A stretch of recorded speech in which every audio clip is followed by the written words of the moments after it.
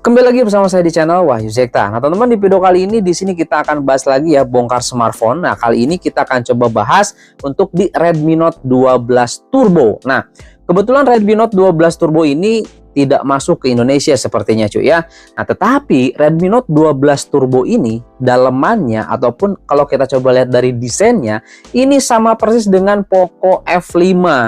Nah, ya. Nah, cuma di sini nanti saya akan coba perlihatkan ini sedikit berbeda dengan yang dibawa oleh PBK Reviews ya pada saat proses pembongkarannya. Gitu kan. Di sini saya ambil dari source ataupun saya dari sumbernya itu dari Wikihome. Nah, nanti ada beberapa perbedaan. Jadi teman-teman nanti bisa disimak aja. Jadi kalau kita coba lihat untuk di Poco F5 ini sistem pendinginannya itu memang keren banget. Meskipun kita tahu Snapdragon 7 Plus Gen 2 ini dia ini RAM dan CPU-nya dengan si Snapdragon-nya ini ditumpuk ya. Nah gitu teman-teman. Tetapi karena sistem coolingnya keren sih, kalau menurut saya ini pastinya akan aman lah ya, akan bisa dipakai dalam jangka waktu yang lama gitu ya. Oke, tidak berlama-lama langsung saja di sini kita coba lihat ya cuplikannya dari pembongkaran Redmi Note 12 Turbo. Oke, yuk langsung kita coba lihat ya. Ini dia Redmi Note 12 Turbo cuy. Dan kalau kita coba lihat dari segi desain ini sama persis dengan Poco F5 ya. Oke, di sini kita coba lihat dulu untuk di bagian cover belakangnya. Setelah kita coba buka covernya ya, sudah tahulah teman-teman juga covernya itu adalah plastik ya. Nah, ini teman-teman ya. Jadi untuk di Redmi Note 12 Turbo ataupun Poco F5 sama aja lah ini ya tampilannya. Kalau kita coba lihat di sini untuk di bagian grafit, lembaran grafitnya dia sama persis dengan yang ada di Poco F5. Nah, ini sekaligus klarifikasi juga ya di pembahasan sebelumnya di pas pertama kali ya saya coba bongkar Poco F5. Ini saya sebutnya apa ya? Liquid atau apalah. Pokoknya banyak yang komen, "Bang, itu salah. Itu bukan ini, itu adalah grafit ataupun grafit gitu kan." Nah, ini adalah lembaran grafit cuy ya. Ini lembaran ini fungsinya itu untuk menyebarkan panas ya. Nah, ini kerennya si lembaran grafit ini tembus sampai si cover sini ya. Jadi menutup si cover di bagian CPU-nya. Nah, jadi si panas CPU itu akan disebarkan ke sini. Jadi tidak fokus di satu titik panasnya. Gitu kan. Jadi akan lebih cepat ademnya gitu, teman-teman ya. Oke, selanjutnya di sini kita akan coba buka ya ataupun ya copot ya sininya. Nah, teman-teman bisa lihat di sini si lembaran grafitnya. Nah, ini tembus ya teman-teman ya, tembus ke bagian sini di atas CPU dan juga UFS. Nah, ini. Jadi panas yang ada di sini gitu kan. Nah, ya panas yang ada di sini itu nanti akan disebarkan ke sini gitu loh ya. Akan disebarkan ke sini. Nah, mudah-mudahan di sini kelihatan teman-teman ya. Nah, ini saya sudah ganti kursornya nih, atau kurang gede kursornya ya. Nanti kita coba perbesar lagi deh kursornya deh ya. Nah, ini cukup lah ya, kelihatan ya. Nih ada titik warna ini ya kursornya nih warna hijau. Nah, jadi yang ini tuh lembaran grafit ya. Nah, ini grafit. Nah, ini disebarkan ke sini. Jadi dia nyatu ya, enggak terpisah gitu kan. Ada juga yang terpisah, itu kurang bagus cuy. Yang bagus tuh yang nyatu seperti ini. Jadi dia tidak terputus. Jadi panas di titik ini dia kesebar ke sini. Oke, next ya. Di sini kita coba lihat lagi. Nah, ini untuk di bagian CPU-nya setelah kita coba buka. Nah, jadi ini CPU yang ini ya, di bawahnya ini tuh adalah Snapdragon 7 Gen 2 ya. Snapdragon Plus Gen 2 ya. Nah, ini di bawahnya, di atasnya ini RAM. Ini ada logo M. Nah, kalau ada logo M seperti ini itu tandanya memori ataupun RAM. Nah, yang bawah, chip yang bawah ini, teman-teman ya. Nah, chip yang bawah ini adalah UFS ya. Kalau di Poco F5 dia menggunakan UFS 3.1 dan itu kenceng parah cuy. Sama dengan di Poco X3 Pro dia sudah menggunakan 3.1. Kalau yang UFS 2.2 itu bisa saya rasakan lah perbedaannya ya pada saat copy data, pada saat memindahkan data, ataupun terkadang pada saat gaming juga kalau yang membutuhkan data seperti kayak game-game yang room gitu ya, kayak Dolphin, kemudian apa PCSX yang kayak gitu, itu kalau UFS-nya itu jelek ataupun bukan jelek sih, UFS-nya standar misalkan versi 2.0 atau 2.1 itu akan berbeda dengan UFS 3.1-nya. Makanya akan lebih lancar di UFS 3.1 seperti kayak emulator-emulator lah ya. Nah, itu akan berjalan dengan lancar di UFS 3.1 cuy. cepet gitulah ya perbedaannya. Nah, ini UFS ya. Ini yang ada logo M seperti ini memori ataupun RAM. Nah, oke, kita coba lihat yang lebih menarik nih. Kita coba lihat ini di bagian belakang. Nah, di video saya sebelumnya di Poco F5 itu ya, dari source PBK review itu tidak membuka di bagian atas layarnya ya. Di PBK reviews itu tidak membuka di bagian atas layar. Di sini di Weki Home dia dibuka, tetapi ada kekurangan juga sih di sini, dia nggak ngebuka di bawahnya baterai. Nanti kita coba lihat ya. Nah, seperti ini.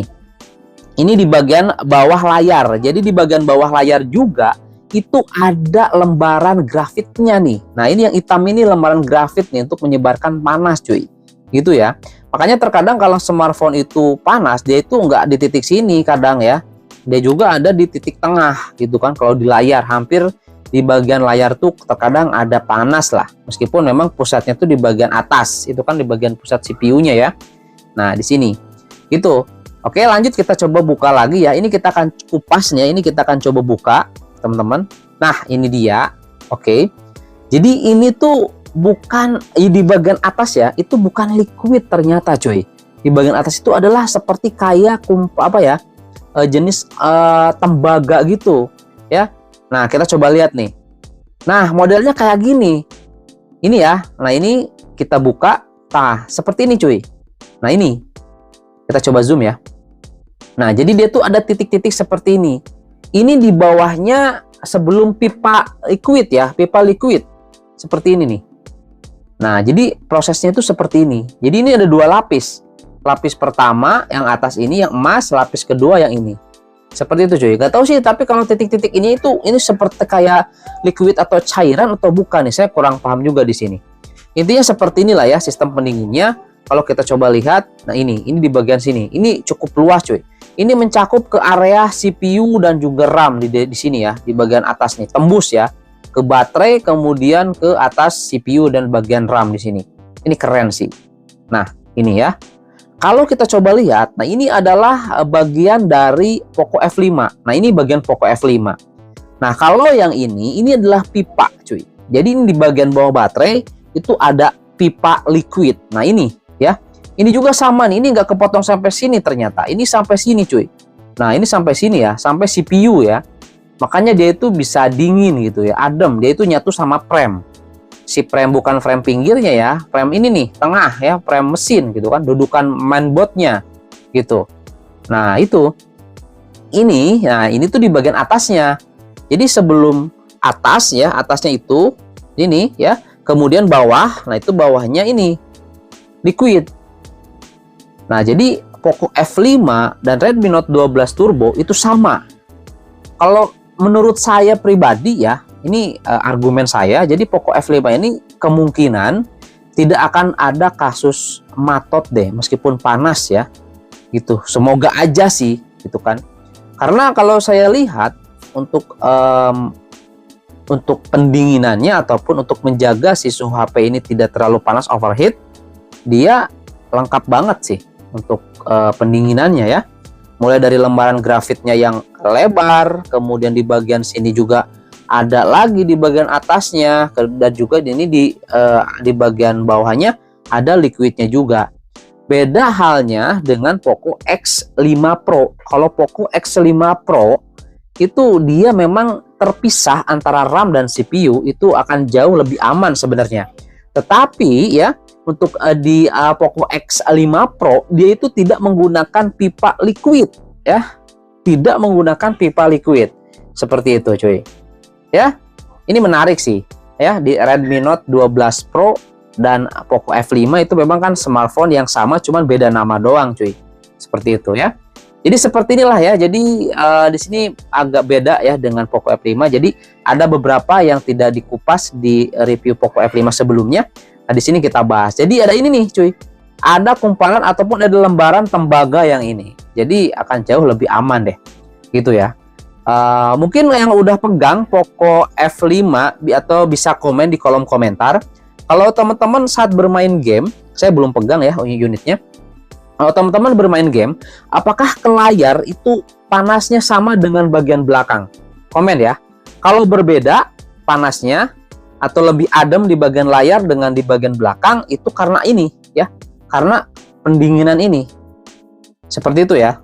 Oke, komen di kolom komentar ya yang udah pegang unit dan sudah merasakan, bisa komen di kolom komentar.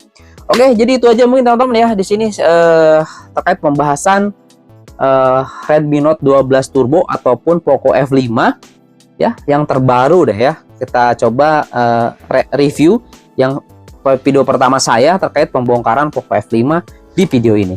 Oke, mudah-mudahan jelas sekarang ya. Kalau misalkan ada ucapan ataupun penjelasan saya yang salah, bisa bantu koreksi di kolom komentar, tambahkan kurangnya di mana, salahnya di mana cuy. Oke, itu aja, semoga bermanfaat dan sampai ketemu lagi di video selanjutnya. Oke.